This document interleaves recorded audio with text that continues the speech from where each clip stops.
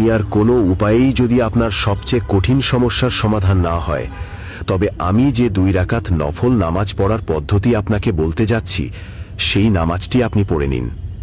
ইনশাআল্লাহ তাবারক ওয়া তাআলা এই নামাজ পড়ে নেওয়ার পর আপনি জান্নামাজ থেকে উঠতেও পারবেন না, আর আল্লাহর দরবারে আপনার সেই দোয়া কবুল হয়ে যাবে।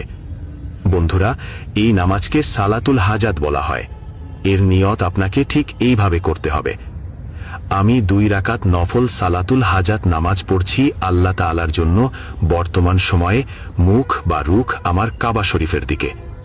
এরপর আল্লাহু আকবার বলে নিয়ত বেঁধে নিন। প্রথম রাকাতে আপনাকে একবার সানা সুবহানাকা পড়তে হবে, একবার সূরা ফাতিহা পড়তে হবে, তারপর 15 বার সূরা ইখলাস পড়তে হবে। এরপর রুকু করুন, সিজদা করুন, তারপর দ্বিতীয় রাকাতের জন্য দাঁড়িয়ে যান। দ্বিতীয় রাকাতে আপনাকে সানা পড়তে হবে না, দাঁড়িয়ে এক সূরা ফাতিহা, তারপর 15 বার সূরা ইখলাস পড়বেন। এরপর রুকু করুন, সিজদা করুন, কায়দায় বসুন, সালাম ফিরিয়ে নামাজ শেষ করুন। নামাজ শেষে জান্নামাজে বসে থাকুন। এক শ্বাসে যতবার পারেন আল্লাহ পাকের এই মুবারক নাম পড়ুন, ইয়া হাদিও। শ্বাস শেষ হওয়ার সাথে সাথেই সিজদায় চলে যান। সিজদায় গিয়ে 7 বার ইয়া রব্বানা পড়ুন, তারপর সিজদার অবস্থায় আল্লাহ পাকের কাছে দোয়া করুন।